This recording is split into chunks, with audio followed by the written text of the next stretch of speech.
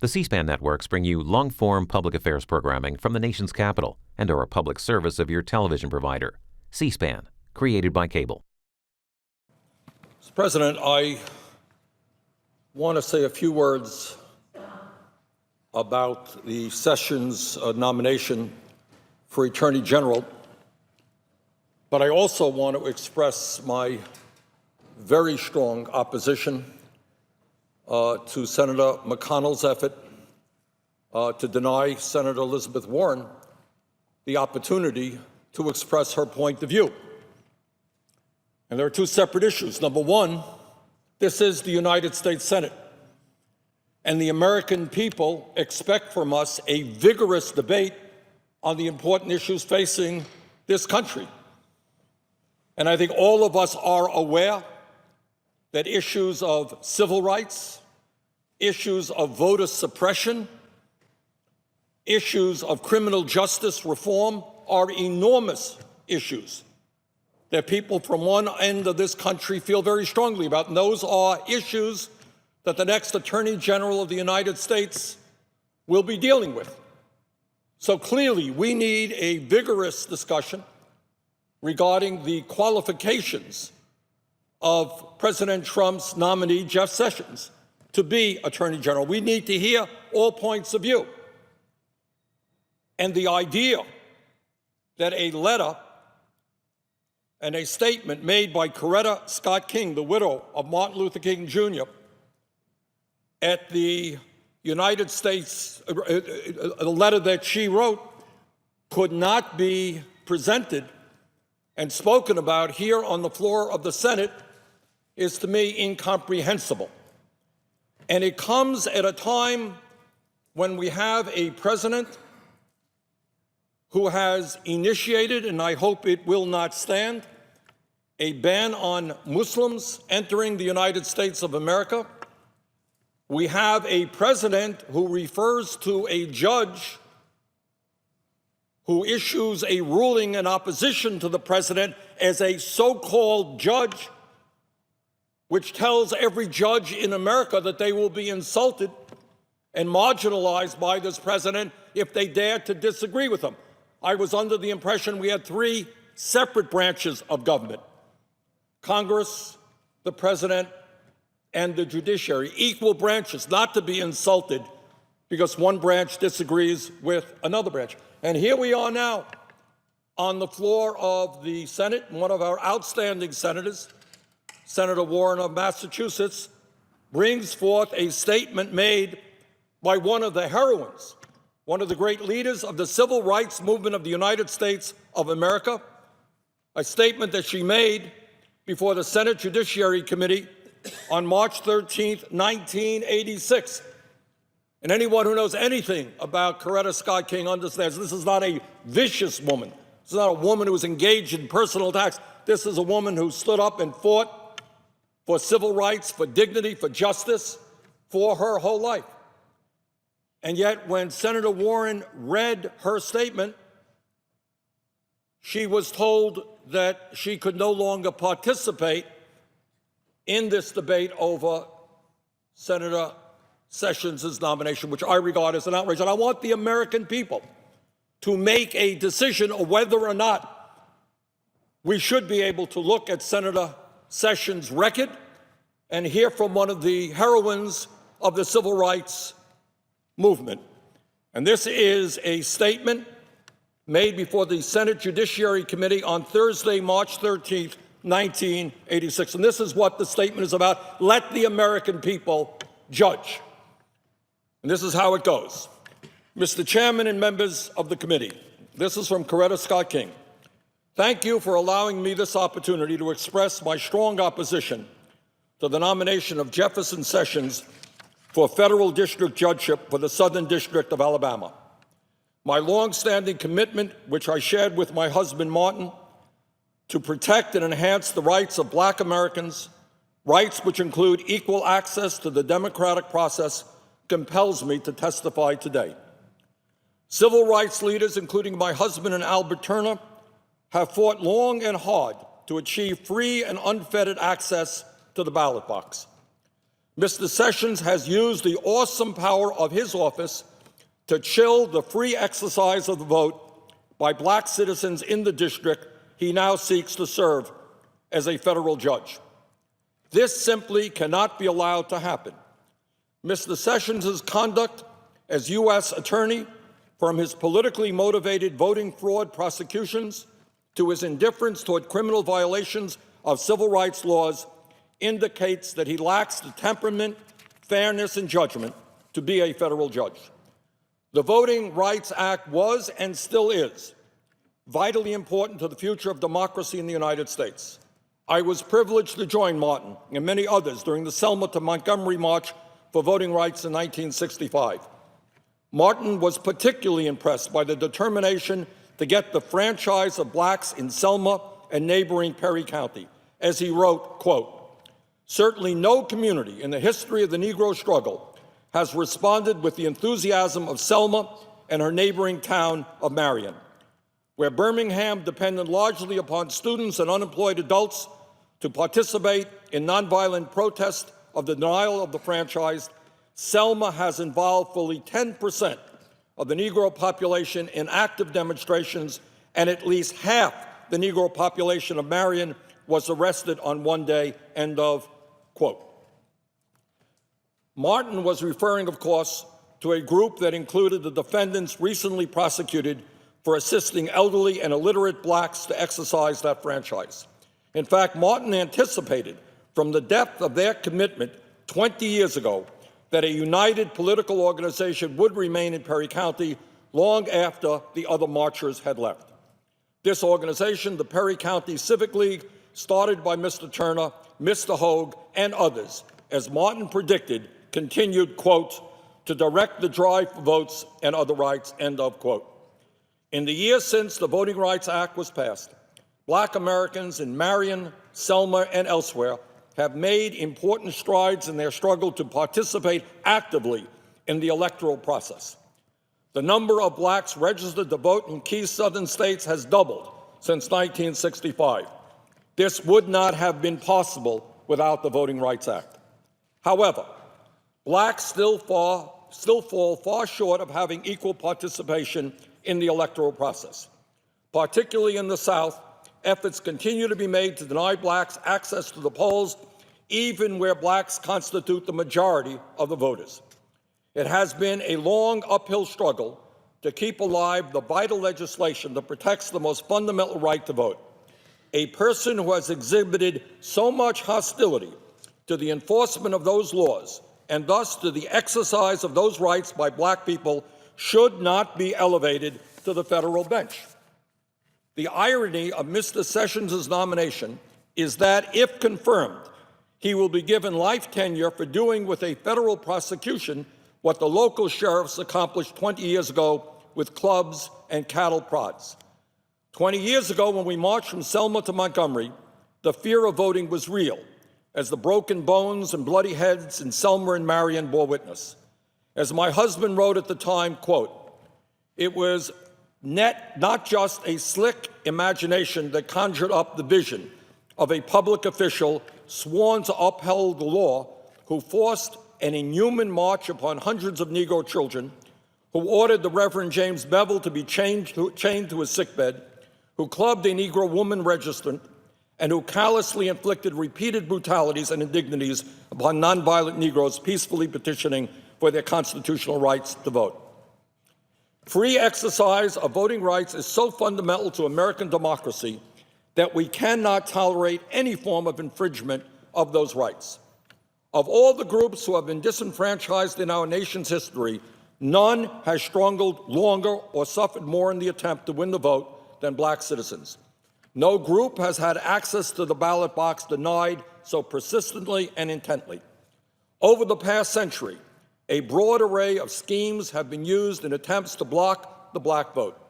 The range of techniques developed with the purpose of repressing black voting rights run the gamut, from the straightforward application of brutality against black citizens who tried to vote to such legalized frauds as, quote, grandfather clause, end of quote, exclusions, and rigged literacy tests. The action taken by Mr. Sessions in regard to the 1984 voting fraud prosecutions represent just one more technique used to intimidate black voters and thus deny them this most precious franchise. The investigations into the absentee voting process were conducted only in the black belt counties where blacks had finally achieved political power in the local government. Whites had been using the absentee process to their advantage for years without incident. Then, when blacks, realizing its strength, began to use it with success, criminal investigations were begun. In these investigations, Mr. Sessions, as U.S. Attorney, exhibited an eagerness to bring to trial and convict 3 leaders of the Perry County Civic League, including Albert Turner, despite evidence clearly demonstrating their innocence of any wrongdoing. Furthermore, in initiating the case, Mr. Sessions ignored allegations of similar behavior by whites, choosing instead to chill the exercise of the franchise by blacks by his misguided investigation. In fact, Mr. Sessions sought to punish older black civil rights activists, advisors, and colleagues of my husband who had been key figures in the civil rights movement in the 1960s. These were persons who, realizing the potential of the absentee vote among blacks, had learned to use the process within the bounds of legality and had taught others to do the same. The only sin they committed was being too successful in gaining votes. The scope and character of the investigations conducted by Mr. Sessions also warrant grave concern. Witnesses were selectively chosen in accordance with the favorability of their testimony to the government's case. Also, the prosecution illegally withheld from the defense critical statements made by witnesses. Witnesses who did testify were pressured and intimidated into submitting the quote-unquote correct testimony. Many elderly blacks were visited multiple times by the FBI, who then hauled them over 180 miles by bus to a grand jury in Mobile, where they could more easily have testified at a grand jury 20 miles away in Selma. These voters and others have announced they are now never going to vote again. I urge you to consider carefully Mr. Sessions' conduct in these matters. Such a review, I believe, raises serious questions about his commitment to the protection of the voting rights of all American citizens and consequently his fair and unbiased judgment regarding this fundamental right. When the circumstances and facts surrounding the indictments of Al Turner, his wife Evelyn, and Spencer Hogue are analyzed, it becomes clear that the motivation was political and the result frightening the wide-scale chill of the exercise of the ballot for blacks who suffered so much to receive that right in the first place. Therefore, it is my strongly held view that the appointment of Jefferson Sessions to the federal bench would irreparably damage the work of my husband, Al Turner, and countless others who risked their lives and freedom over the past 20 years to ensure equal participation in our democratic system. The exercise of the franchise is an essential means by which our citizens ensure that those who are governing will be responsible. My husband called it the #1 civil right. The denial of access to the ballot box ultimately results in the denial of other fundamental rights. For it is only when the poor and disadvantaged are empowered that they are able to participate actively in the solutions to their own problems. We still have a long way to go before we can say that minorities no longer need to be concerned about discrimination at the polls. Blacks, Hispanics, Native Americans, and Asian Americans are grossly underrepresented at every level of government in America. If we are going to make our timeless dream of justice through democracy a reality, we must take every possible step to ensure that the spirit and intent of the Voting Rights Act of 1965 and the 15th Amendment of the Constitution is honored. The federal courts hold a unique position in our constitutional system, ensuring that minorities and other citizens without political power have a forum in which to vindicate their rights. Because of this unique role, it is essential that the people selected to be federal judges respect the basic tenets of our legal system, respect for individual rights, and a commitment to equal justice for all. The integrity of the courts, and thus the rights they protect, can only be maintained if citizens feel confident that those selected as federal judges will be able to judge with fairness others holding differing views. I do not believe Jefferson Sessions possesses the requisite requirement, competence, and sensitivity to the rights guaranteed by the federal civil rights laws to qualify for appointment to the federal district court. Based on his record, I believe his confirmation would have a devastating effect on not only the judicial system in Alabama, but also on the progress we have made everywhere toward fulfilling my husband's dream that he envisioned over 20 years ago.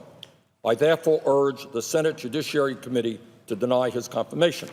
I thank you for allowing me to share my views. That is the letter that Coretta Scott King, one of the great leaders of our civil rights movement, who along with her husband and many others finally managed to get past the Voting Rights Act of 1965. That's it. That is the letter that Senator Elizabeth Warren wanted to communicate to other members of the Senate as part of the discussion as to whether or not Jeff Sessions should become our next Attorney General. So let me say that I will vote against Jeff Sessions for a number of reasons, but the idea that in the United States Senate, the same exact letter that I just read and the American people have heard it, was there some kind of vicious personal attacks? This is a letter written by one of the leaders of the civil rights movement expressing strong concerns about Jeff Sessions before the Judiciary Committee in 1986, opposing his nomination to be a federal judge. And yet Elizabeth Warren, Senator Elizabeth Warren, one of our leading senators, was denied the right to read that letter to inform fellow senators and the American people. I think Leader McConnell owes Senator Warren an apology, and I believe that it is unconscionable and outrageous that Senator Warren not be allowed to participate in the discussion about whether Jeff Sessions becomes our next Attorney General. There is a great fear in this country right now, starting at the White House, where we have a president who has issued a ban on Muslim visitors coming into this country. There is a fear that we have a president who, when he denigrates a judge as a so-called judge, because this judge issued an opinion in disagreement with the president, that we are moving in a direction which is un-American, which is moving us toward an authoritarian society. We pride ourselves as a nation because when we have differences of opinion, we debate those differences. We tolerate differences of opinion. That's what democracy is about in our country. That's what freedom of speech is about. And that is what debate is about here in the United States Senate. So I'm going to vote against Jeff Sessions to become our next Attorney General, but I am even more alarmed about the decision of the majority leader here in the Senate to deny one of our leading senators the right to voice her opinion, the right to put into the congressional record what I have just said. And if Mr. McConnell or anybody else wants to deny me the right to debate Jeff Sessions' qualifications, go for it. But I'm here. I will participate in debate. I will oppose Jeff Sessions. And I think Senator Warren is owed an apology. With that, Mr. President, I yield and I ask unanimous consent to enter into the record the statement of Coretta Scott King. Is there objection? Without objection.